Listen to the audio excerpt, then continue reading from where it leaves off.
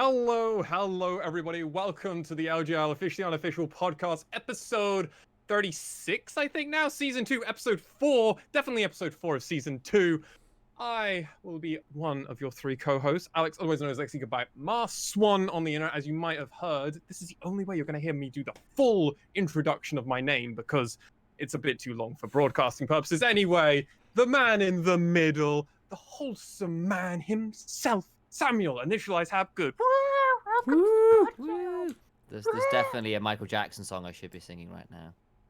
Yes. Man, no, actually, that's Man in the Mirror, not Man in the Middle. But oh, yeah, that's right.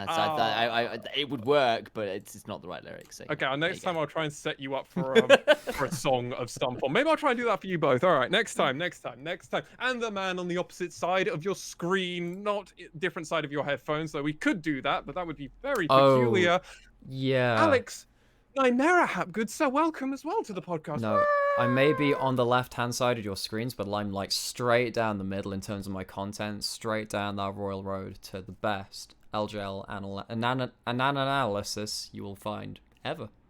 Worked for me. I mean, you probably technically don't have that crown. I have first place at the moment. You're second place. I suck at predictions so bad. Sam is third place. He's the yeah, but Sam, you've got a gang going, right? What's your hashtag? I don't know whether I have my gang. Do I have a You're the hashtag 15 gang. Am I? I think that might be me. I seem to remember I screwed up what? so bad I got on our predictions this week, which of course we'll get to talking about. Someone's done back-to-back 15 points, and I'm too good for that. I can't do that. I always get more points than that. Anyway, Samuel, no idea. Maybe I put on a hashtag. I don't know. Is this podcast while Alex goes and looks? What it is not is a well-established predictions game that know exactly what's going on in that scenario. I clearly don't understand what's going on there. But what this is a podcast about all things LJL in the English language to help bolster some content and inform those of you guys who want to know a bit more or just don't have a chance to catch all the games. This is your one-stop shop for all things LJL action. Perfect. And Nymaera, do we have any affiliation of Riot Games or their partners? No, but we do have an affiliation with an analyst who might be on the left-hand side of your screen that didn't go 15-50, went 15-12. So I did very badly, and what that really means is that don't listen to me when I talk about the LJL, I guess. Oh dear. Oh, it's pretty bad, guys. God, so it's Samuel. So wait, Sam is the 15-15, yes. I am 15-15, yeah. Okay. I just want to check now. But at the moment, it's a long game, Nymaera. It's a long game. Remember, you know, when it comes to playoffs, that's when I win it back. Yeah, apparently, because you are actually the best analyst ever. So I'll have to take that away, or maybe we'll just share it between the three of us. If I can get this split, I mean, then we would have once had it each. We'll actually become the LJL OU Triforce. You know, we get ourselves like a really good Spellblade passive, but we really liked how we were like a couple of years ago, and we just hate where we're at right now. No, that's not true. We're actually quite happy with what we're doing. But we're not any juggernauts because we're not sad about the 11. No, we're Camille or nothing. Yeah, we're all good. This podcast is, of course, our own views and opinions, ladies and gentlemen out there. If you hadn't figured that out already, of course it is. We're going to be spelling our own opinions about all kinds of things. And a Japanese League of Legends and so nothing to do with Riot Games, we already said, and also does not represent the LJL OU brand. This is just us giving our own thing. You can find our social medias between each of our faces. If you can't do that right now, it'll be in the show notes, and if you're too lazy to go to the show notes, it's at Nymaera, at Initialize with a 1 for the L, and at MaskedSwan. And of course, you can find all of the social links for the LJL OU by typing in LJL Unofficial. Guarantee you it's a good chance you'll find it in the first scroll or two. This podcast is also available on all audio streaming platforms. And gentlemen, I'm going to start. Oh, my time's already going. Good job, Alex. Good job. We've got a week 2 to recap. 2 weeks down, gentlemen. Another week in, and we'll be borderline on that halfway point. It feels weird to say that by the end of week 3 we'll be close to the halfway point, but that's just how it is. Crazy. Super Week will be interesting, and remember, people Only 7 listening. weeks, remember? Exactly. And remember, people listening, we will be having a break between week 3 and week 4 because of national holidays over in Asia. So remember, 1 week in the middle of February. We will not be going live or anything, and Super Week will be coming after that. We have to recap all of week 2, and I think we should just start at the very bottom of the standings with the team that actually got a win this week. Hey, Sengoku Gaming, lads. What is happening with Sengoku? I'm actually in 2 minds. I kind of linked them with the Hawks in a way. But honestly, for Sengoku, my thought at the moment is they need to go back to the drawing board. Let's go over to who wants to take this first. Actually, I can do it. I'll ask you. Go All right, it, man. let's go Nymaera first. I think so if you subscribe to the Nymaera school of thought, which is unfortunately not doing well in the predictions right now, I would have said in the run-up to this spring split, saying, okay, Sengoku have themselves a lot of kind of not down and out players, but players which really need to have a resurgence. But the good thing about this team is that technically they all have a similar playstyle, right? We've got a lot of players that love to play aggressive, a lot of players that could go towards similar ends, and it feels like Sengoku haven't really found where they're playing around on the map right now, because of course they've got people like Gango in there, and you think, oh, actually Gango's probably the best performing member on this team, I'd say. Then you've kind of got like Paz on the top side of the map who's happy to play weak side and all this other thing, but it feels like Sengoku have really struggled to find a team identity. In fact, we've been asked about team identities multiple times actually, and I would have said, oh, Sengoku super aggressive, but actually look at their first 2 weeks, I can't say that anymore. It seems like it should be on paper, but they're just a bit lost. I kind of will double in on that. I think actually Gango and Double down. Did actually have a pretty good week. Their game versus CGA, they put Milan and Alchemy in the dirt. They were up 40 CS. They got a lot of 5-4 turret plays. You know, it was a good job. The problem is their top side of the map got dismantled by Nation and Cassin and Nap, who ran over everything they touched. And Ramane looked dissociated from Crash. They're not playing together very well at the minute. And Paz got dumpstered in the Nar Camille matchup, you know, went down 60 odd CS, and Crash was kind of then caught basically dying in 2v2s when he tried to go help out with one of these lanes. And that's a little problematic in that you don't have the worst idea for a draft. Like Aphelios Thresh makes some sense here against CGA, you know, and you got Ramane on Zoe, that makes sense. But then you got Lilia as well, so it's double sleep, that's nice. But the Gnar on top side into Camille, when you don't want to play into the Camille, you probably want to play around this Aphelios Thresh. Didn't feel that nice. You didn't get to punish the lane. You actually got a head in. And just sometimes part of the problem is you're losing some lanes you shouldn't be, and then you're failing the skirmishes to go far behind. And the problem is they've got no methods to play from behind.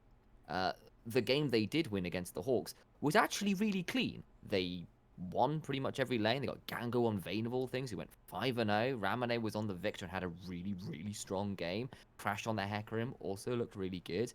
But that was a lot more controlled. It made a lot more sense, and they could follow the playbook. It wasn't like they were responding to awkward decisions and getting lost dithering around the map. They also slaughtered that draft, though. Like, if you ever have a draft where Vayne can pop off in the current meta, Vayne is really strong. And I didn't get to see this game. I saw it when, because obviously you two were casting that one. I don't know what you thought about like the Vayne pick at the time, but like it felt like having the Hecarim going in like means that Gnar doesn't have to be the primary initiator, so Gnar is less unreliable. So you kind of have some stuff with that. And then you've got two of the highest TPS champions in the game in Victor and Vayne who don't really care about the enemy team getting on top of them, because they don't really have people that you're scared about duking out with a melee range. Like the Renekton, you can definitely zone them away, and the rest of the team just thinking, well, we're just going to one-shot them. So I mean, like Sengoku, it feels like the first time in these 4 games they actually had a draft advantage, and they just kind of ran over it from there.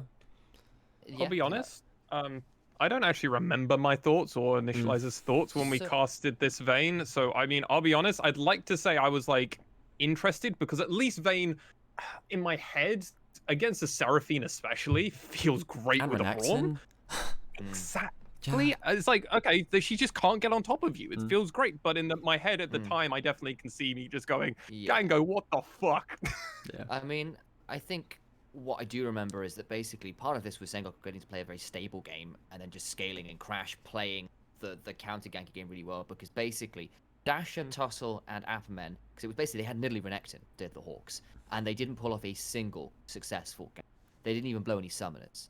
Like, if you pick Nidalee Renekton and have Dash run to, teleport Zoe with the spellbook, have him teleport up top to come and try and get a dive and don't even get summoners, That ain't working. But the question is that a statement on them or their opponents? Because you look at their first game, they similarly had that, and they got absolutely I just sent you the crapped on. match history. I just sent you the match history, Nymaera. I'll post this match history in the show notes for everybody out there. But you can just look at the match history and you can just see the side of the Hawks. They just didn't do anything. Like, they didn't get a single kill. This was No objectives early game.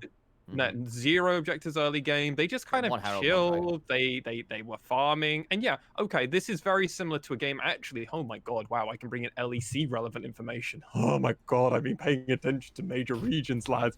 What is going on? I actually know what's going on. I'm actually stalling for time here because I'm trying to get the scoreboards up for. Well, you stall. You stole, go. and I'll sort of follow up because obviously you're asking, well, was it that what was their opponents doing? And partly you're right, Al. You know, actually, Crash turned up to ward off some ganks a little bit on the Hecarim, and partly as well, like actually every time they turned up, Paz was very close to Meganar, which made it a bit risky. But the point is, they went up 3-4 times and got nothing, nada. And if you're gonna pick Renekton Nidalee and then get nothing, and then lose in every team fight that comes across, passively fall behind and then just get crushed by the amount of damage that Ramune was putting out, for example. And then effectively there was one key move where Crash gets to dive the tier 1 in mid, gets the kill, don't lose any summoners, get the full turret and all 5 plates for first turret on Ramune and a Hecarim. Yeah, and Ramane's that's Victor and a Hecarim. It's just, this was at the 10-minute mark, and it just basically it meant it was already game over by the 10-minute mark for the Hawks. Which, hilariously, this game, if you watch this game, you can actually watch the identical version just on a way slower burn of Astralis versus XL over in the LEC. That game was the epitome of just, I don't know how to do this game. Astralis breaking the game up for a really long time, and that's something that the Hawks should really learn, and they should actually watch this game, because Astralis, they had no right for that game to go on for 40 minutes, and XL actually need to now come and watch Sengoku, because they need to learn how to actually close a fucking game. And this was actually something that I actually will like to compliment Sengoku on. They closed this game in a very timely manner, and they prevented the Hawks from coming in. I think the other part of this is something which I'm going to keep saying this when Seraphine's played as a support. If you fall behind as an enchanter support that can't go and ward, your game's over.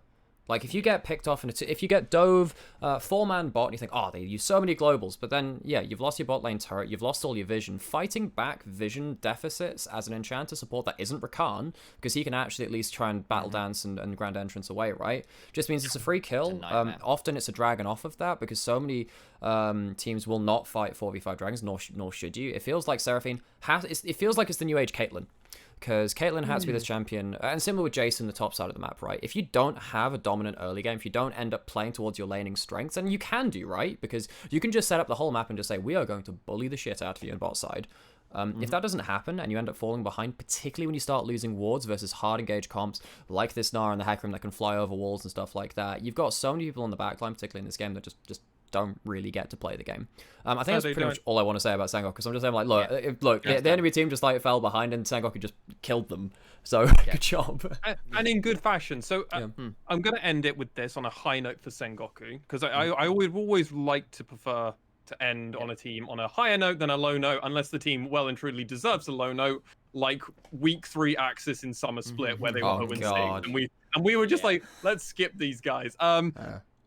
At least when they did get ahead in a game, it was a clean end. They didn't die, and they almost had a perfect game. They had at least a deathless game. That's something to at least take with them, move forward with confidence. However, the team on the opposite side that actually received that loss, oh my god, I'm about to go hard on the Hawks, and I'm not happy, because honestly, when I was like saying going to the drawing board, at least the Sengoku started going to the drawing board, gentlemen. We're going to go to Initia1ise first on this one, because we now need to look from the game that we were just talking about, Initia1ise, Sengoku versus the Hawks, and now look from the Hawks' perspective, because my god, how bad does this look for this team? Okay, so it's bad when he starts with. They drafted Renekton Nidalee and alongside a Zoe for your top 3. Zoe and Nidalee roam top, you throw down some sleeps, Renekton gets a stun, everyone hits their skill shots, it's all good, you blow someone up.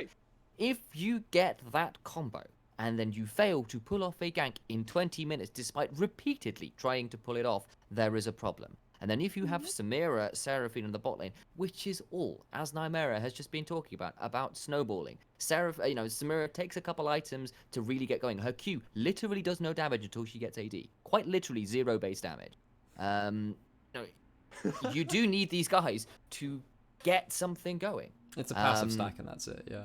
Yeah, exactly. And the point is, if so, basically, at that point, you have no front line apart from Renekton, who's got nothing going, and is not going to be on the right side of your map as your support, because he'll be slight bit pushing. You have not managed to pull off your win conditions in the Renekton in Italy, and your bot lane's in an awkward position, because neither of them can face check, and they both need to scale. It's not good. Draft problems galore. If you're going to both draft a win condition that requires you to execute well in the early game, and then not pull it off, there is a problem. And the second game, they played against DFM. There is a little bit more leeway you give there, especially when DFM are ballsy enough to draft a teleport ignite Kali top lane and then get 8-3 and 6 on the man. There is a little bit more sympathy for me there. Can I counterpoint you there? Because isn't that just BM from Detonation FocusMe going, we can literally do whatever we want to do at this point, and we're probably going to flatten you? I mean, it's a little worrying. Okay, so we'll talk about DFM properly later, but I mean, of course. They are considered, best team in the league, even if they've not been without their flaws, definitely. Absolutely. But the problem is the Hawks, they had I think 2 counter punches in that game. One where Appleman got a good solo kill, and one where Dasher and crew managed to get an even kill trade around a mid-tier 1 when they managed to get something back there after some really hard engages. But that was it. In the entire game, it ended in just over 26 minutes, and they got destroyed. It was 23 kills to 5. It starts off with allowing Seraphine a good matchup in mid lane. That should never happen. I freaked out when I saw that. That should never happen. Another draft. The Hawks have suffered in every lane. I think Afferman is the only person that's really looked okay in that. Corporal's been doing a lot in CVT. Zenit's not really been massively impressive. I look back to their first game versus Sengoku 2, and Dasher got put in the dumpster in that laning phase, and I know Zoe can do, but the whole thing is that Zoe has to be put ahead, right? And you can kill if Zoe from ahead. It's like the season 4, season 5 Vi. If you remember that one, it's like a Vi that's ahead is 3 times more valuable than a Vi that's behind. Zoe, when they're ahead and is winning the game and you take down enemy turrets, nowhere is safe from the map because all those walls are just extra vectors to get bubbles and whatever, right? I'm not going to go talk too much about that, but I feel particularly against DFM, you see this Seraphine come in and you're like, why the hell would you draft Galio? Why would you do that? Because that's a free flex, it's a mid lane, and that's exactly what happened. And then you thought, well, we're going to roam first on Galio and get to the fight. It doesn't matter because it's not like Arya actually roamed really quickly on the Seraphine, mainly because you're always going to get priority because you got better wave clear than Galio. You get to poke out the Galio, and you also have a speed up in yourself. You literally have a steroid built into your kit, right? Yeah. You literally have a speed really up. Quick. So there was one fight around top Herald when DFM had just used a Kali ult and Olaf ult, and the Hawks give a triple kill over to the Akali without ult. They lose the Herald, and Arya starts and ends the fight on full HP. He gets Medjai's off the end of it. I was just sat there and just the Hawks don't understand their own team composition. They don't know when they should be fighting around. This should be a game where they are dumpstering bot side of the map because you have this Aphelios which actually can deal with the people diving in, but Aphelios is the only win condition in this game. And Zenit ended up being 2-4-1. Corp was 0-5. I get that the Herald can help, but it's a means to an end, and that means to an end is get this Aphelios to the point where it doesn't matter how strong the Seraphine is, the Aphelios just kills your front line.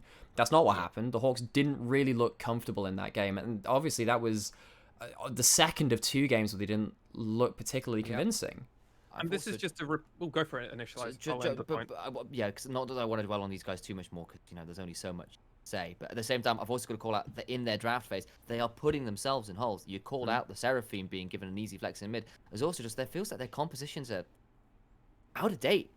They're really out of date. Tussle is still hard focusing Nidalee, Graves, Lilia, which are fine in the right compositions, into the right matchups. Where's the Olaf? Where's even something like a Panther or an Udyr? And I'll be honest, Tussle isn't Boogie. He can't go over to the LLA, play his first game on Lilia, and get a kill in the first 3 minutes. By the way, if you're interested in that, I did happen to do a cast of that, because cool. your boy wants to try and do a cast a day to keep the doctor away, and definitely needs to improve his own personal thing. So Doctors in guess the what? UK All the yelled, boogie so- games I'm going to be doing over, and my god, Just look after your voice. I've actually figured out if I'm casting if I cast like Oh, that's- 5 days out of that's why I'm 7, only doing it for I one start day, losing my yeah. voice. Yeah, Like, it's only why I'm yeah. doing one game a day. I'm not Yeah. going crazy on it. But just a good way to Yes. get the chords But going. just- But honestly, to end my point, partly actually with Tussle and relating it to Boogie, these are a lot of players who are great when they are some of a team that works them. We saw Apperman have some of the best stats in the LJL. I know I keep bringing this up, but he was phenomenal on Sengoku because guess what? He had one of the best junglers who would either go, hey, Apperman, I'm going to gank your lane and we are going to hard carry through you, or Apperman, I'm never coming to you, and he never would. And he was like, Apperman, we need you to figure out. And then he would pull things out like Yorick and Cho'Gath and do stuff like that. We know Apperman can do this. We know Tussle, well, actually, Dasher and Tussle, we don't know, because it's been now, this is their second full season where I'm starting to go, is the magic just not there for these players? Zenit and Corporal, I'm giving the benefit of the doubt. It's a Yeah, bit too duos early are for a bit both weird. these players. Yeah. Bot duo is weird. This is Corporal and Zenit's first time playing with each other. Corporal was also on a team that struggled a lot in the previous season, so you can't be harsh. But yeah, go on, Initia1ise. I know you want to say something. I know. So look. All I'll say is like I think Dasher actually had a pretty good one. Like even they got the one win in the other game. Actually, he did some pretty good things on the Yone. Did some pretty stylish. Yeah, but he still lost to a rookie in his opening season. Sure. Like but, that's I mean, not the rest good. of it. But my point being, the rest of the team didn't look so good there. And part of my problem is the cohesion doesn't really seem to be there, especially when Tussle's not really playing around mid. He's playing around top. But he's not playing like how Blank did, right? No, I mean, there's all. He's not invading. That's what Blank did. He invaded and then pulled Apperman with him. Yeah, and I mean, that's to an extent, well, more people, period, would extent. That's true. But my point being that actually, I think there is an issue where actually you're not playing around the pre-existing mid jungle synergy, and beyond that, actually the drafts you're putting people into is like, yeah, in what world are you supposed to win this 2v2 top? Ignite Akali plus Olaf early into Aatrox, which is why you can Graves never go without top. ult. You can never go exactly, top. and you know, like, or you It's actually, safe. or the other one where you're playing Renekton Nidalee and then the synergy's not there, so you don't actually manage to communicate well enough to coordinate a dive top when the Mega Narbar's not there. That's not on necessarily your jungle pathing. That's on your top and jungle communicating to say, can you do this? And they didn't do that either. Yeah. So I've got issues with where they're putting themselves in drafts and then communication between what synergies you're playing around and why you're doing it in game. So it's just two big issues. I need to see better improvements in drafts and comps next week. And also, when SoftBank played against Burning Core, which is the next team we're about to talk about, that's why I'm using that as a segue. They didn't look particularly good. If anything, it might be their second worst performance, that only behind the loss to Sengoku, which was arguably their worst performance. Because I'm sorry, you can't just a game where you only get a turret and that's your most notable thing is not a big thing to talk about, especially when that was a turret that was given to you because you lost so much more from it. Burning Core, gentlemen, my current thoughts on this team are I'm really confused that they're losing so much, but the games they're losing are at least pretty fun. I'm a lot higher on Burning Core than I would say over the Hawks and Sengoku. I'm a lot higher on them than the Hawks. I'm in a weird place with Sengoku. Sengoku need to keep showing that they can actually win a game, and then I'll actually maybe come on board. Burning Core, their game versus Rascal Jester was a swing. It was a miss for them, but damn, did they swing it twice. That gold graph is an absolute roller coaster where it's like, oh, Burning Core about to stabilize. Oh, no, Rascal Jester. Oh, no, oh, okay. And then their game versus V3 wasn't good. I'm not going to pretend it was good. It was an awful game. But it was at least a fun one to watch because guess what? Burning Core kept it competitive for 24 minutes, lots of objectives, lots of kills happened, and then V3 kicked into action, got Baron, and then that was it. But in all credit, Burning Core have kept competitive. They've lost 3 games, but they don't feel like a 1-3 team. And I want to know what you guys think. We gave like a lot of concessions and some apologies to Yuki last week. Not doing that this week. I'm throwing that one out there.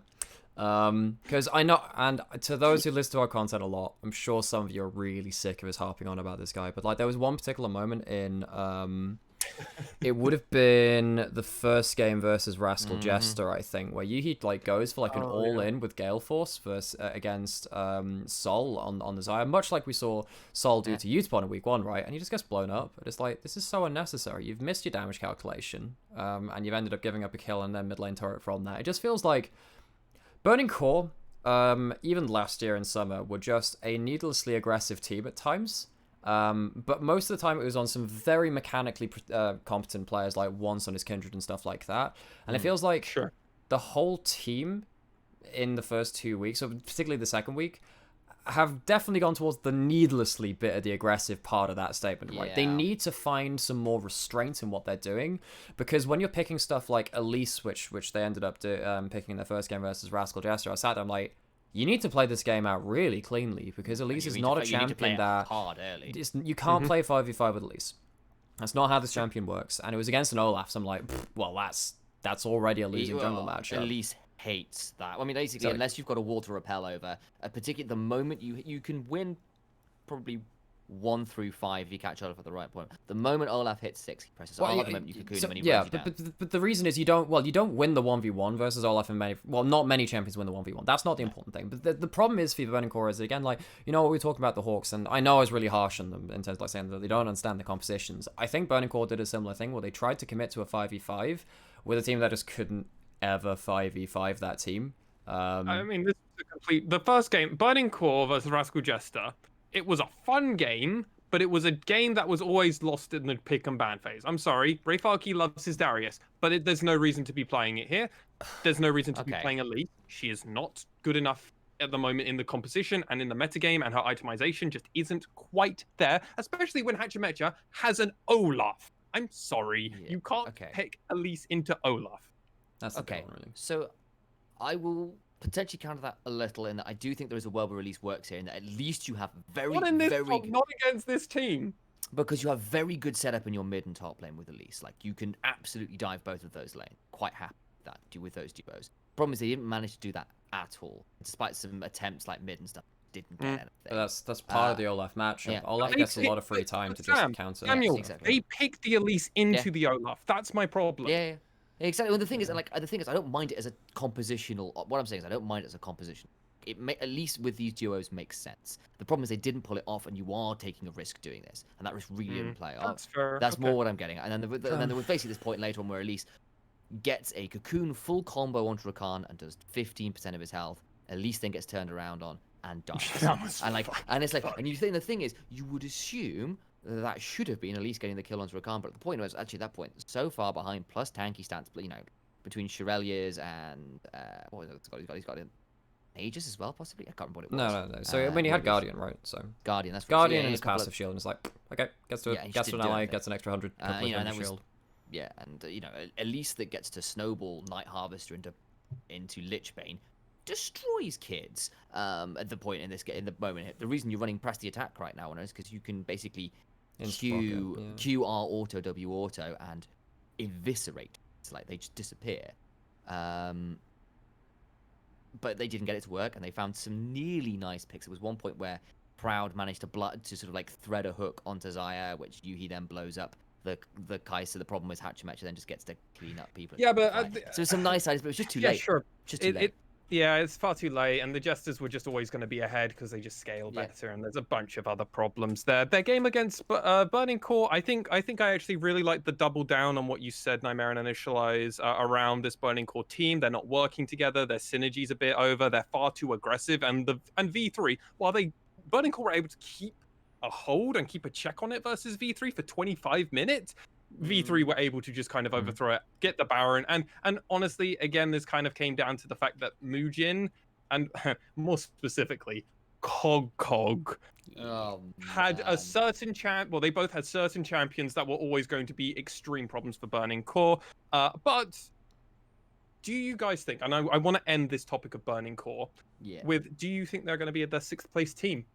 Do you think they're going to be the right guard? now, there's like a really clear divide. I mean, I've got the standings up on the screen, and like you look at these bottom 3 teams, and they are very clearly the least coordinated teams. They don't necessarily have the worst players. They don't necessarily have, no hope as well. There are definitely a lot of things going on for these teams where they can build on them, right? I mean, like, hey, the Hawks are a team I was very high on in my predictions, right? And I think they have all the pieces to make it work, and I really hope they do pull it together. It'd be really good for the state of the league.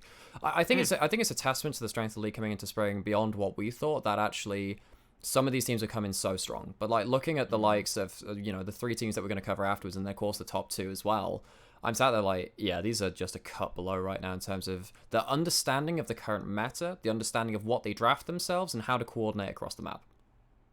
Yeah, I mean, that's exactly it. I mean, basically, Udyr into Taliyah feels like quite a good matchup for Udyr right now, because Taliyah can't hurt him enough, and he don't want to talk too much about that because that's V3. Exactly. Exactly. My point being, I guess, for Burning Core is in both of these games here that like the first game they picked a comp that they didn't get enough rolling in the early game, and then they had to try and outplay themselves in the late game. Didn't work out in the second game. I think they got out-comped, honestly.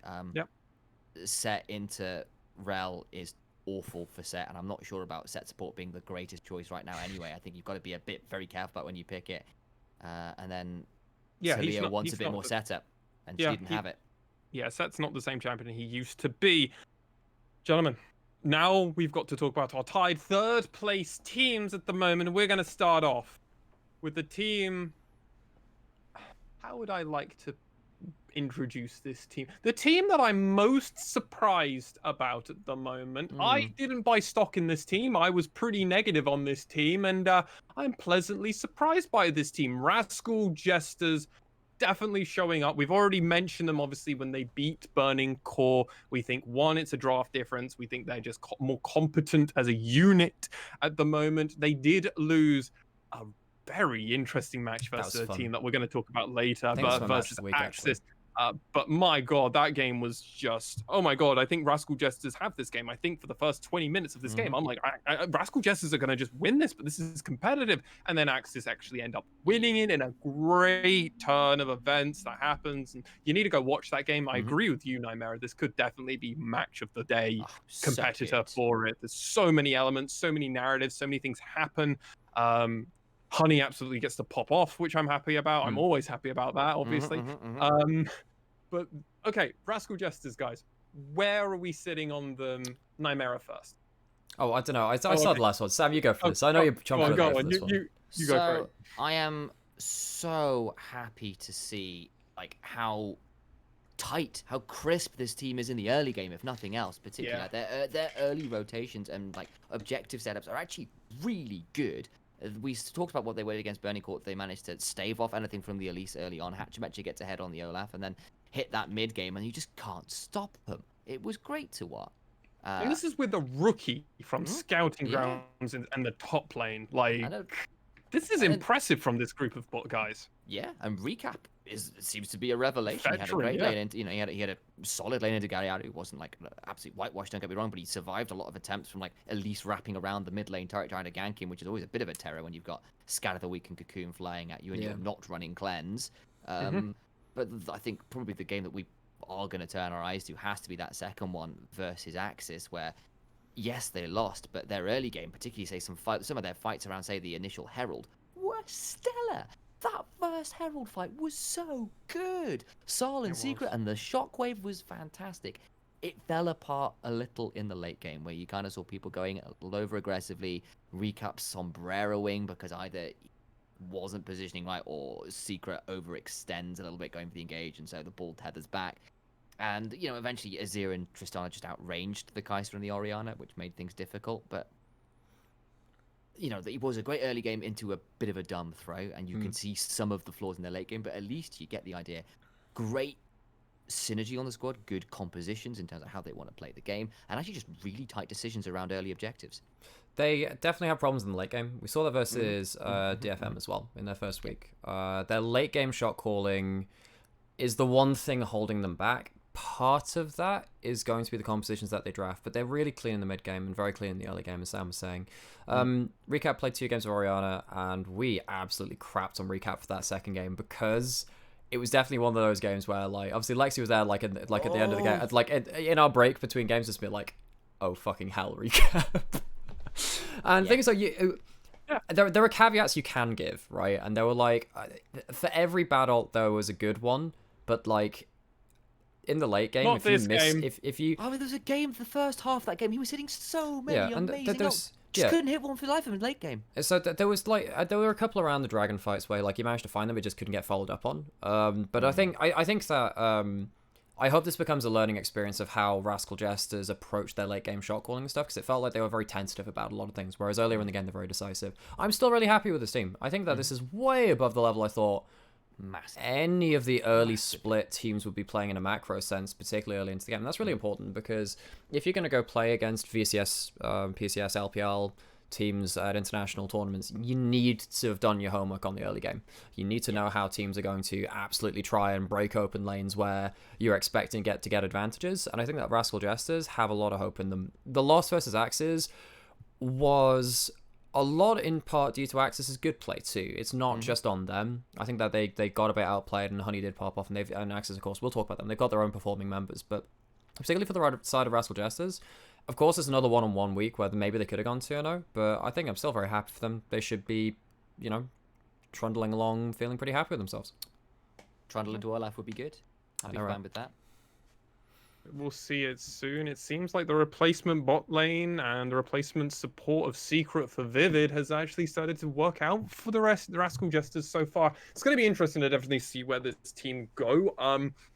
There are worlds where this team stays right here, but I also see a world where the Hawks and Sengoku actually turn on, and Rascal Jesters' obvious problems that we're already aware of become exploitable, and the Hawks and Sengoku just start going over and over in that, and they're just like, oh, well, we just know we can do X, Y, and Z, and we're going to win this game regardless, because Rascal just struggle here, and we have that advantage. They have better players on paper, but that hasn't mattered so far. So who really knows, gentlemen? The team that is up next, though, Crest Gaming Act. I'm just still surprised that this team is doing so well. Like, that is actually my thought about this team. I'm like, this team's legit good, and I'm kind of surprised how good. You know what? I wouldn't have even cared if they'd gone 0-2 this week, or like 1-1, or all the other stuff, right? I wouldn't have cared about that, because this team is trying new stuff. They're pulling out different junglers. They're making them work. Like, so Cassin is not going towards so much your Graves and your Kindred and your Olaf and whatever. He played Rek'Sai and Gragas. These are early gankers. These things, like, break open the early game. And exactly what I was saying about with Rascal Jester in terms of, like, being well drilled in that phase of the game. A lot of these teams are going to have to cut their teeth versus stuff like Cassin's Jin Zhao and his Rek'Sai. And I don't care that the Jin Zhao didn't really work out. The Rek'Sai absolutely did this week. Did dirty things on that champion towards Sengoku. And then they're just like... the Rek'Sai, like, going Prowler's Claw and just, like, instantly preying upon both, like, Ramune and Paz and being like, okay, well, I can duel the Lilia too, which is one of the champions I am happy into. Was really fun to see. This isn't a perfect team, but the top side of the map is something I really like. I mean, particularly that first game versus Sengoku. Nap on the Camille in that game with the assistance of Cassid, put Paz in the dumpster, Crash came up to help, and suddenly, like, Camille plus Rek'Sai versus Lilia. That's not great pre-6. Didn't turn out very well, incidentally, guys. And of course, Cassid on the Rek'Sai went for Prowler's Claw. So he basically got to... Ramune thinks he's safe in mid. He gets to splash Prowler's Claw on Burrow under this Zoe and delete her. It was vicious. And of course, Nation as well has been superb, don't get me wrong, and of course we're praising Cassin as well for some of his cool aggressive picks on the top side of the map. It was really cool stuff, particularly that Rek'Sai game. The game versus DFM, which was their second one, Nation nearly took that game completely over. He ended up 10-4-3 and was a complete disaster for DFM early mid game. They were trying to struggle with him for ages. Solo killed Arya. Oh yeah, did all right. He did. And I mean, that was the regardless of how the rest of that game goes, regardless, Nahyan gets to hold that over Arya. Yep. Because guess what? I'm your replacement, and I'm able to kill you. so maybe I'm the best now. And that's all that matters. That is a complete thing. And the thing is, after the game, Arya was doing an interview and he was happy and bubbly. So, I mean, clearly Arya wasn't too phased afterwards anyway. He was like, whatever. Quick little note about the Rek'Sai. I had a quick little... Oh, yeah, just a quick peek. Rek'Sai has been... Well, she's been played, rather, not he. She has been played 4 times. Once in the Italian League. And then once in the LPL. And then once in the LCK Challenger League. And now with Crest Gaming Act, always against Lilia. It's a counter pick Lilia. Lilia can't outrun the Rek'Sai. 4 times against Lilia. Because if you get into Q range against the Rek'Sai for Lilia, that's a Prowler's Claw and Burrow right on top of you and you die. You get full comboed. And also, if you're going to put in... And also, if you're going to, like, put in the sleep on them, they just pop ulti and just run at you. Like, they just fly at you, right? There's a lot of ways that Rek'Sai can... And the other thing is that Rek'Sai goes Prowler's Claw, and that's the only item you care about offensively because it gives you a mythic stat of going towards lethality. You get 5 lethality per item after that, which is pretty decent when you consider that Edge of Night, a fully completed lethality item, only gives you 10. So if you go forward Sterex and GA second, which is what we saw second and third on Kassin, like, you get 2 brawler defensive items that are still giving lethality. It's really, really good. So you get a full item's worth of lethality plus 2 items defensive stat, which is dumb. You get like 3 deck. Yeah, so you know, for all that we're saying, CJ, great strength. That mid jungle duo, really good. Nap in that first game, really good. Probably have to talk a little bit about where things went a little wrong as well. I'll say Nation, see, the solo kill onto Arya, stunning. He also kind of got gifted 2 kills straight after by Kazu, like crashing down out of range of Utapon, giving a kill over to him, and he got the second kill as well. From that point, he did a fabulous job of snowballing and doing really good with the lead he was given. 2 of those kills kind of outstanding with a bit of dumb play from Kazu. That said, the rest, Milan, still struggling a bit. Definitely had a rough one. And Nap in that second game kind of got dismantled by Ebby in the side lane. Just had no wave pressure. And just every time we tried to dive into the backline was getting deleted. So there's still some issues to work with, especially if certain areas of the map do get behind. But you have got a very mechanically talented, very stable, honestly, performing mid laner and a jungler who is willing to absolutely blow open games. That's really good. Worries about the AD carry, worries about what happens when elements of the top side go behind. Yeah, but I think it's enough to have a stable mid laner and jungler where, you know, Nap is normally going to be fine. This is DFM, this is Ebby, so we can kind of write that off and chalk it out to that. And then you can be like, okay, well, Milan and Alchemy have shown that they're fine normally most matchups, but maybe Utapon is just a step too far. Maybe that's the limit for this player in his rookie debut. And oh no, the rookie debut can't stand up to the best bot laner in the LJL. He had a rough week this week, didn't he? Because he had Gango into Utapon, which is rough. Yeah, it is exactly. Tough. But it's still a concern, right? He goes 40 CS down in the win, and the second game is 3, 6, and 7, getting blown up every fight. Not fantastic either. So I see a bit more out of him. But yeah, it was a rough week as well. Like, Utapon, Gango are both very, very... Shouldn't be entirely surprised that a rookie is getting a little bit tossed around by them. But we've got our last team, gentlemen, to still talk about in the 3rd place slot. And guess what? It's our favorite narwhals. As always, it's AXIZ. And my Megumin stop and my honey stock, it just keeps going up. It's like I got GameStop stock, but guess what? There was no bad Monday. There was no bad Tuesday. It just kept going up. And I'm just like, it's beautiful. Don't ever come down, please, or I look like a fool. Honey and Megumin popped off against Rascal Jester. We've already mentioned, and we will talk about this game. And also, their game against V3 was showing some of the problems that this team have. I think it's really good because you get both juxtapositions between the team. You see them absolutely popping off in moments against Rascal Jester and showing that they can come from behind and come ahead. They can actually turn a game around when they're losing. They can also get shit stomped by V3. But they're able to drag it out to a 40-minute game. So there's that. I mean, Initia1ise, what's your thoughts on the AXIZ at the moment? Honey is actually a god. This dude is dumb. What did I say? What did I say last week? Not this again. Okay, just like he went 10-1 and 9 versus Jesters when things were really rough in the early game. He managed to turn it around because actually, Megamin, I think this week actually had a really rough week. He did. struggled early on versus the Jesters. He went 0-3-3 in the loss and built really badly. We'll and had some pretty awkward moments.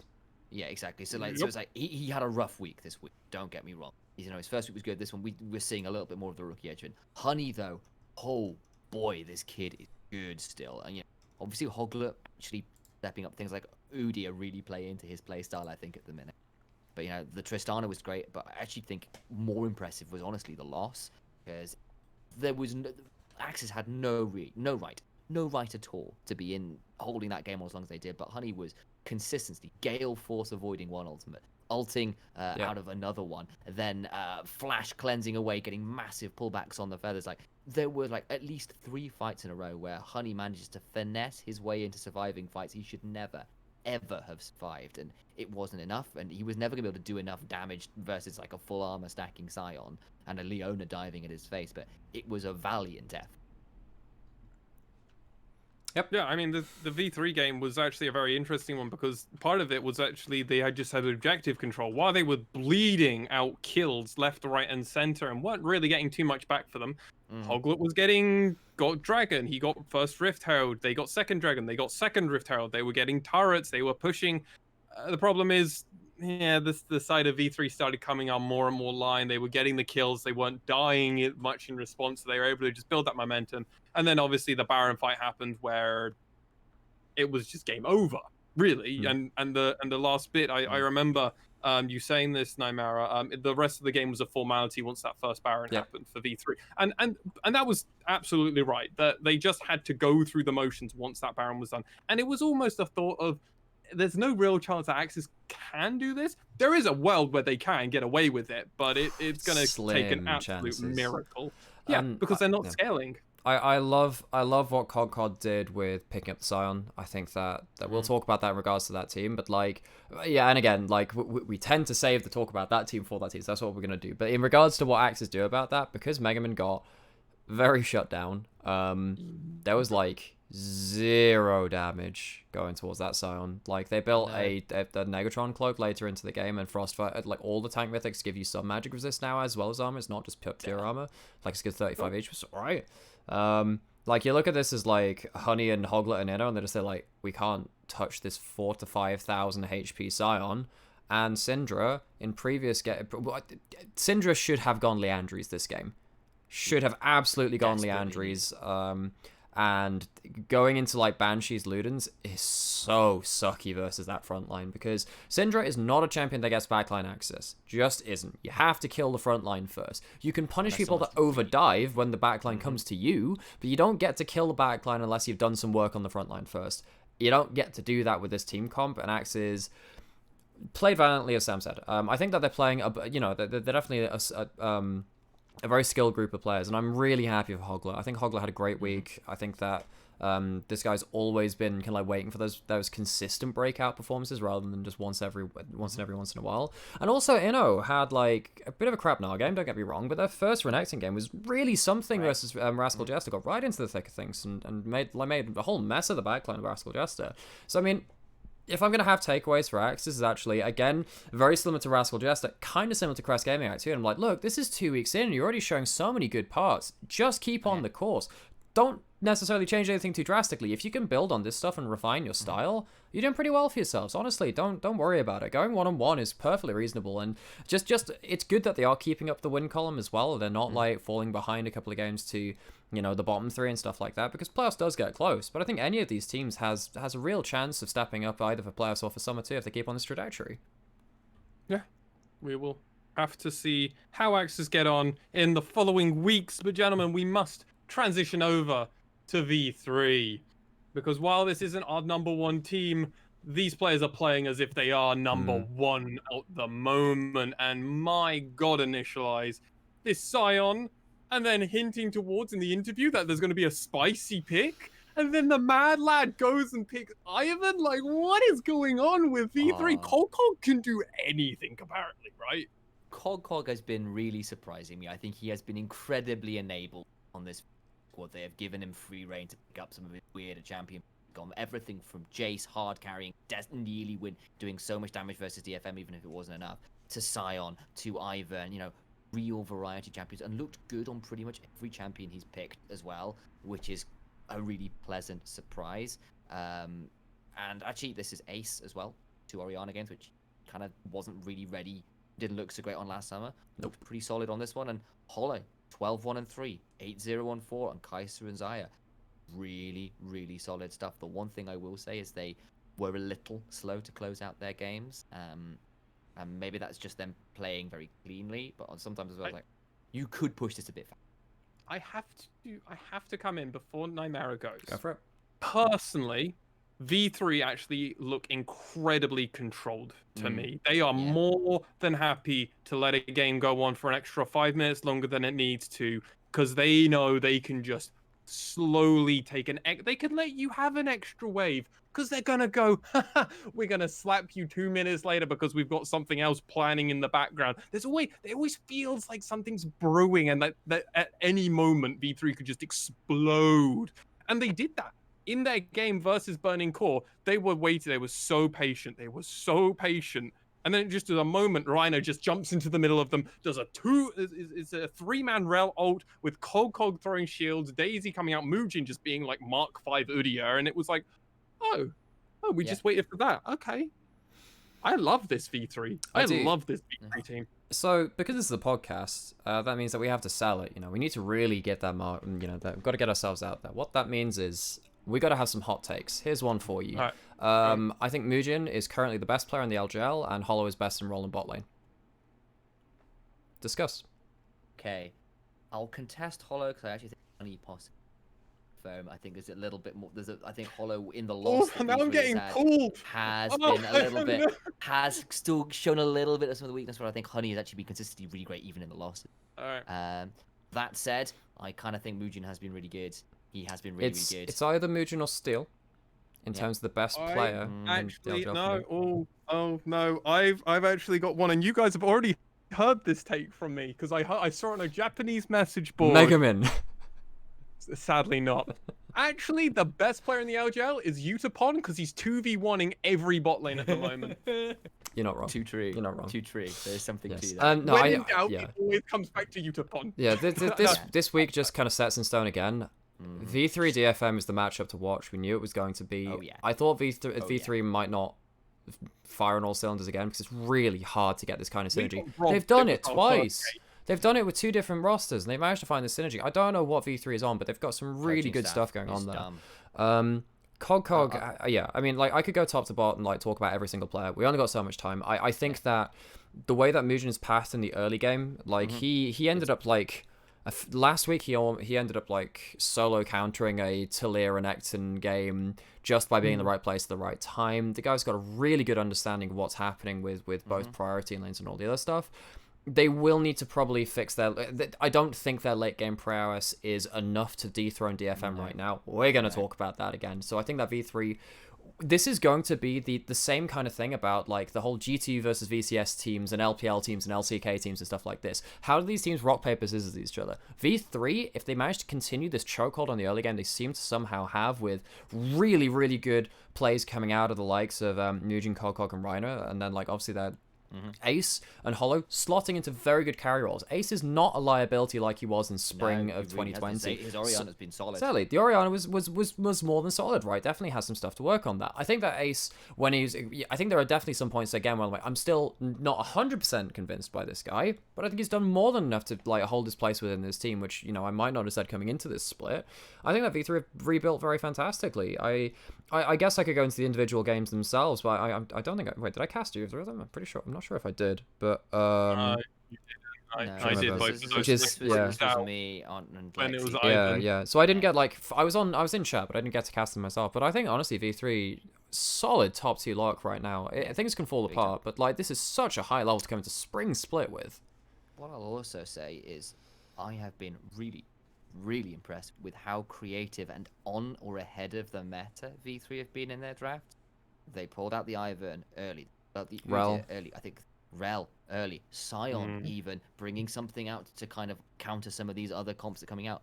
Really smart drafting, really smart. So it's great play with great drafting. I need to see them possibly be a little bit more ruthless, because some of their games are a little long, even if it's fine for them to go late. But there's a lot of really incredible stuff going on for this squad. Was Cog in Elo hell Yes. all of last year? Yes. And how bad was that Elo hell now that we're Did getting you to see him Rascal Jester Summer? Did you see? Like, Do I you was see? there for all of it. Yeah, no, I was there. All I'm gonna say is Hatch and I Metro and casted Cog are Super looking Week quite with good right now. Initialize, like. Yeah, all I'm saying is Hatch and Metro and Cog look quite good right now, and they're not on that Rascal Jester squad. So It's funny now. It's really funny though. Hachimechi's got some new team, and they actually look really solid. So They look alright, don't they? weird how this works. Come on, Rip let's Art talk Vivid. about. Let's talk about. Oh god, Vivid hasn't done anything. I checked his social media. He's completely so off the sad. face of the earth. So sad. While we are Sag, and we might need some more Copa meme. It doesn't matter, lads, because we've got to go over to Detonation FocusMe, and they've got that Copa meme in fucking bucket loads, lads, because guess what? 4-0, Ebby still showing everybody he can do absolutely anything on his favorite little Yordle, and then can also just play an assassin, teleport, ignite. He can just BM people. Oh wait, Ari is like, another mid laner, Seraphine mid, motherfuckers, I don't care. This Detonation FocusMe just are doing whatever they want to do, right? Like they actually know they own the LJL at the moment, right? I want to throw Nymaera. I'll throw to Nymaera first. So yeah, got his death. But I just think best team fights in the league right now. DFM are the LJL G2. They are the G2 of Japan. There is no other way to put it. It fits so perfectly. This team does weird stuff in the early game. They get solo killed where they shouldn't do. Yes. But if you do not put them to the sword before like 15 to 20 minutes and don't make the game unplayable, they fucking play it out. They don't just play it out, they win it. They win it every time. Like, Ari's been solo killed in 2 out of his 4 games. It kind of feels like Caps in some of the ways, right? And then just, you give him enough AP in a late game fight, and he just solo kills people. And not solo kills, he just, like, wins the team fight. Like, his second Orianna game came out versus CGA, and, like, it didn't matter that he died 2 times in the early game. His shockwaves still were, like, the tails of each of those fights. Dumb. And the Seraphine thing we talked about in regards to the Hawks, like, that was more of a draft win, but it got to the point where, like, oh wow, Arya has a draft that he can play in. I guess we win the game. That's definitely the tale of CJ from summer 2020. And this is before we touch on the rest of the team. You already mentioned Ebby, but I think that Steel is my runner-up for best player in the league. I think that Steel has been... This is where maybe you say that they're different from G2. I think that Steel has like been really outperforming pretty much everyone, really.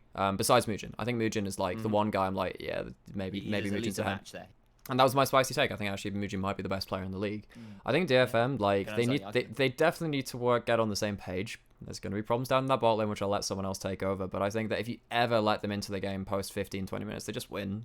They just win. I'll do the flaming. I'm happy to do the flaming initiative. Go ahead. You want me to just get it out of the way now? Yeah, do it. All right. Kazu, I love you, mate. You have been a stalworthy, the rock of the team from the coaching staff. There are great things being said about you. I'm looking forward to Gang coming back home in the bot lane, though, because, oh my, your rel against the Hawks was a free roll, right? You went 0-0-17. That was great. Your game against Crest Gaming Act, Alchemy showed why he is still a better support than you, though. And this is coming from me, okay? Okay, I love you, though. You're a great coach. I've heard and seen amazing things on social media about you. You seem like a really dope dude from interviews and videos I've seen. I'm not attacking you as a person. You're just not the support we need, though. You are not that. I'm looking forward to Gang coming home. Like, the guy made some incredibly clutch plays. He's engaged to get the Magnet Storm that DFM then went Orianna roll into the Mega Gnarl to turn around the game against, come back to now, Crest Gaming. Heck, I even have the clip somewhere if you want me to play it on. I could maybe go get a scene together if you want to go find the clip.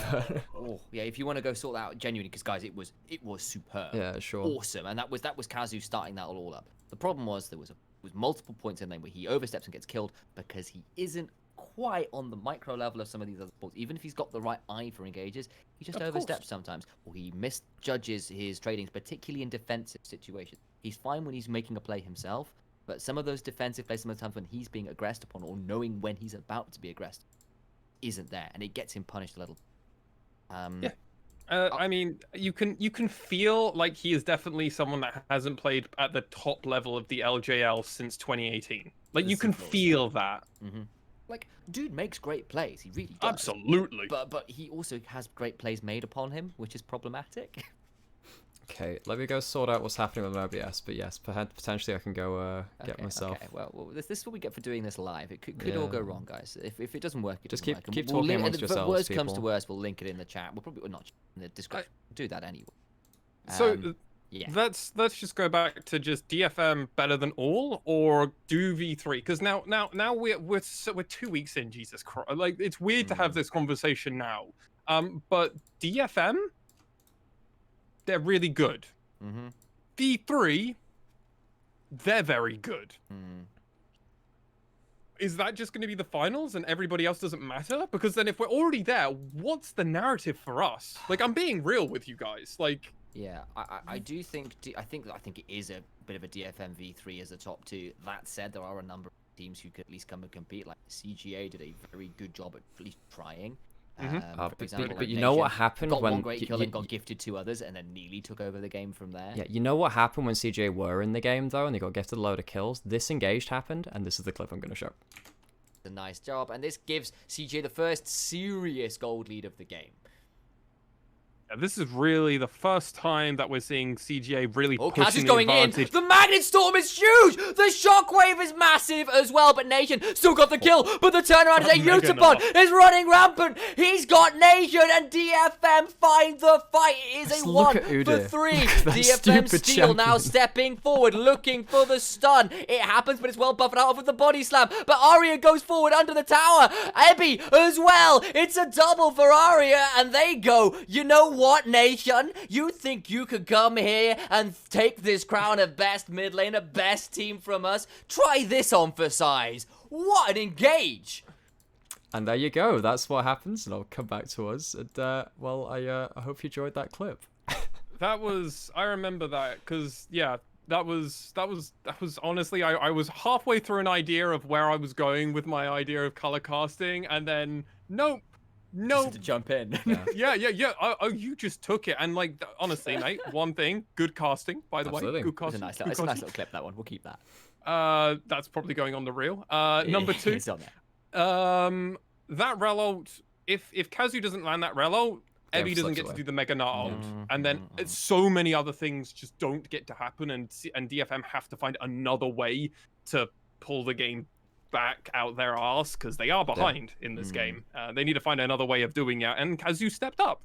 Yeah. Absolutely. I also think that there are so many things you can highlight in this play. Aria's positioning, again, like, I know I talk about him a lot, but like, you know, he was always in position for the next Q. He was always doing DPS. There's a lot to be said about some. Yeah, like there's a lot to be said, and actually I saw this in a couple of the 1v2s or the 2v1s and the 2v2s that happen around mid and stuff. Like, even when Aria was like getting pushed around in lane, his positioning was still very good. I think that this is not a team which has issues with individual play. Maybe Kaz is the exception to that, we know, but like this team is just about, can they start like committing to the same ideas? But we can see past a certain point in the game they absolutely are. This is why, even though V3 might have some of the best individual players in the league, DFM is still favorites for me. It's gonna be a great match between them though when they match up again. Oh yeah, and like, so like, I'll say like there's like, they're also one of those teams where like certain other teams in the LJL, particularly in top or in bot, aren't willing to make plays by themselves. Think, say, Sol and Secret are an exception. Nation is an exception. But actually, DFM, one of the few teams where both Ebby and Aria are willing to go say, screw it, we're going for the play. And you saw like Ebby hit that level 6 mark, he's running Ignite on the Akali, running Akali of all things in top lane, and he tries to go for the 1v1 level 5. Doesn't work out, don't get me wrong.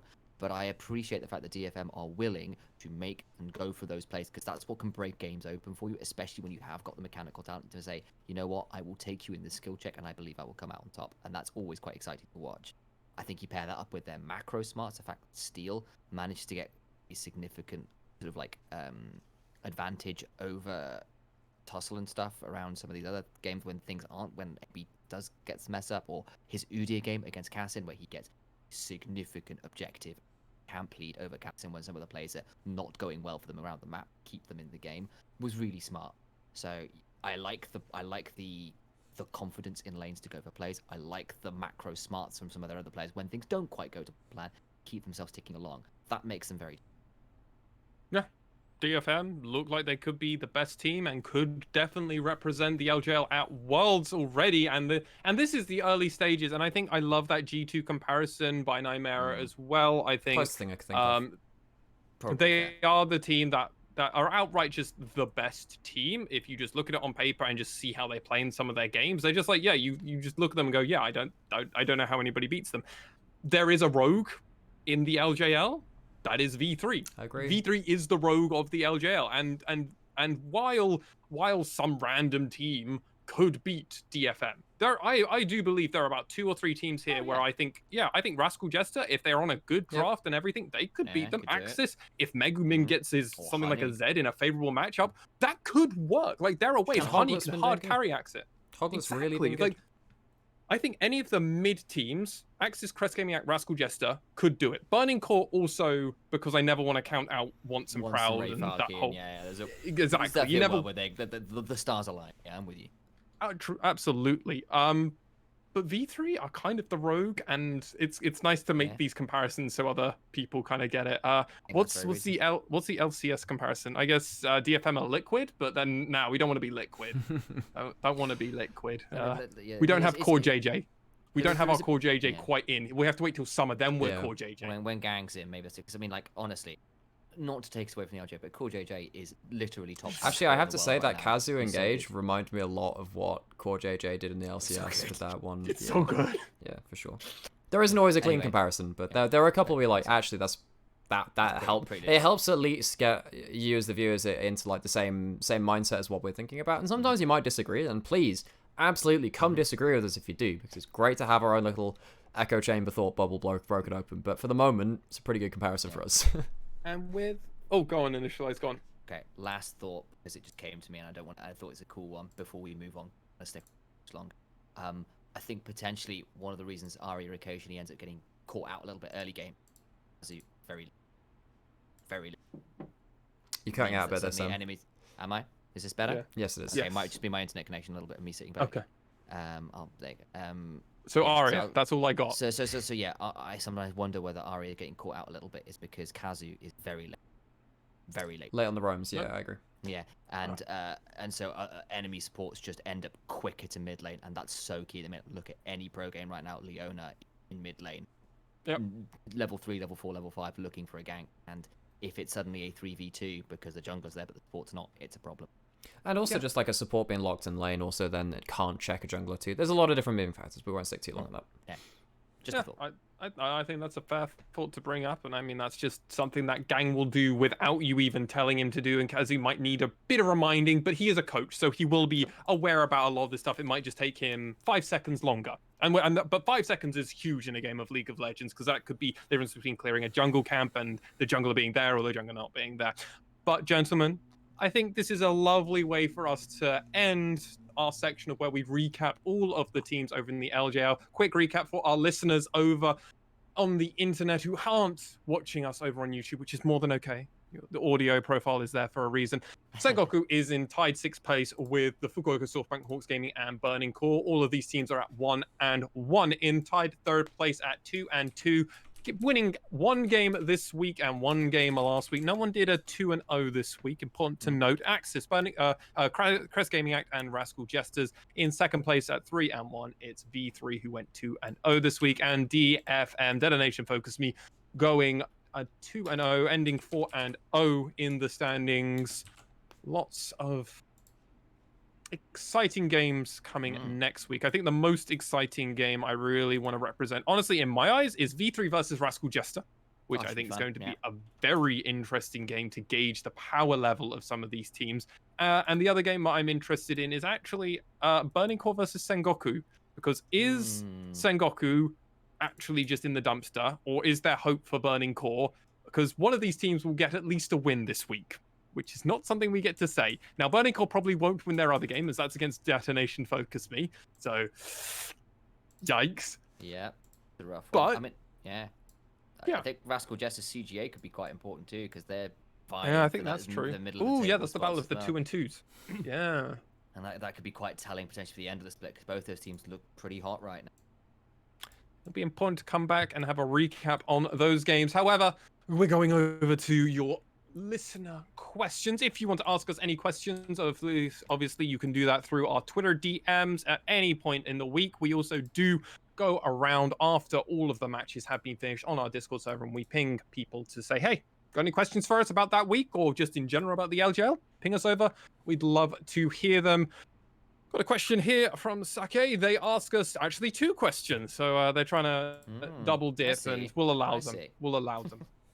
They ask us, what is the identity / playstyle of each of the LJL teams? And let's just cover this one first before we go further. We're going to quite quickly go through this. I'm going to shout it out to Nymaera and Initia1ise to just answer me back. I'm going to say the team. You reply back with your initial playstyle thoughts, and we're just going to rally through this, if that's okay, lads. Yeah. Sure. Okay, so Sengoku Gaming. It's really hard to tell this one, but I would say right now, lost, but attempting to skirmish. Yes. Okay, don't have one, lost, attempting to skirmish. Trying to play through top when they should be trying to play through. Okay. Playing through the wrong lanes and everything else. The Fukuoka SoftBank Hawks Gaming, what is their play style? Initia1ise. Right. Let's think about this one quickly. Okay, Nymaera. Again, so like, their playstyle is wait for Dasher to carry. Okay. Nymaera, Initia1ise? Anything to add to yeah. Dasher? Tussle being left out to dry and awkwardly wandering through the jungle. I think that's a fair analysis, actually. Burning Core, Initia1ise, what are they doing? Weirdly, they're playing through Yuhi and Proud, and yes, odd draft. Okay, Nymaera? Double down? Awkward shrug is my... I guess Burning Core is attempting to pocket pick. I think that's the first thing. I think they're trying to pocket pick, but struggling to find their place in the meta. Okay. That's fair. That's fair. Rascal Jesters, gentlemen. Nymaera first. Rascal Jesters, what are the Jesters trying to do? Incisive. What are they doing? Incisive early game plays, sometimes failing during the mid and late game, but weaponizing Secret and Hatch and Mecha well. Initia1ise? I'll agree with that. I think Soul Secret and Recap are very bold. And I think it's really helped by the fact that Hatch and Mecha is very smart pathing jungler and has been able to counter gank catch laners off guard rather multiple times. Little bit nervy in the late game, and that's caused them problems. Okay. Crest Gaming Act, Initia1ise, right back at you. Nation and Cassin are gods.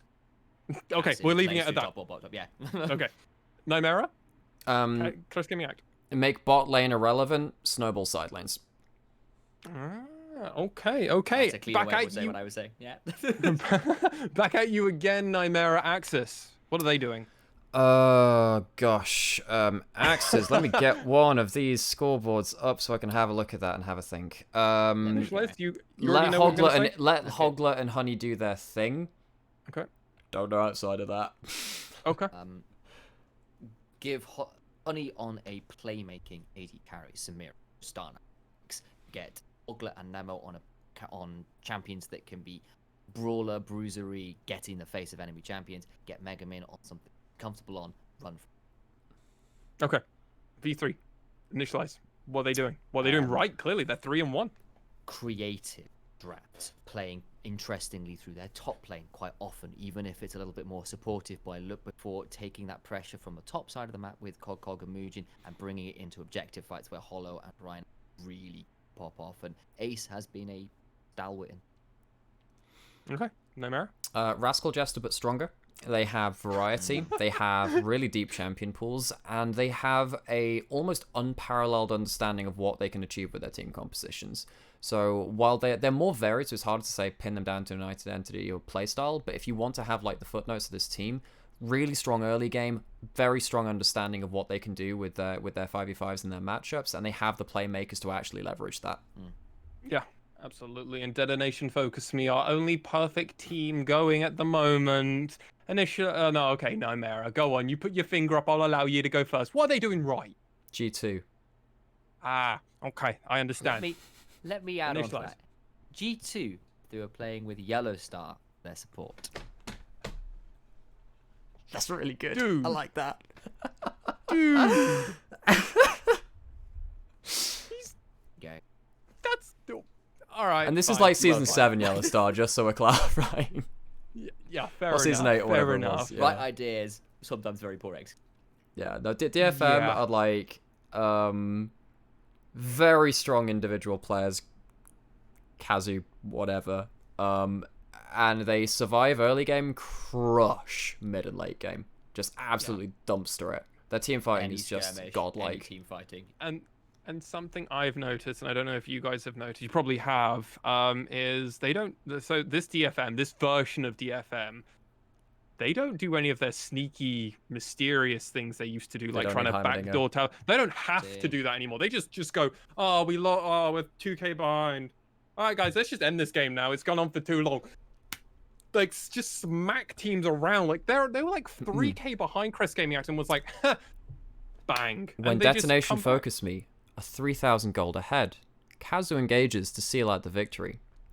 When Detonation FocusMe are even in gold, Kazu realizes that DFM need a lead and so engages to find themselves that lead. When DFM are 5,000 gold behind, Kazu What does he do? realizes there is only one chance to get back into that game, and it is to engage, and so he does. It's MLX Kazu. What do you know? Yeah, I mean, exactly. I mean, they are one of the like there are very few teams that are able to minimize loss as well as they do, and then also as much as they do from teams giving them an in. It is absurd that Engage got them into a 5 for none ace and a tower in mid, and that kind of thing. Pretty crazy.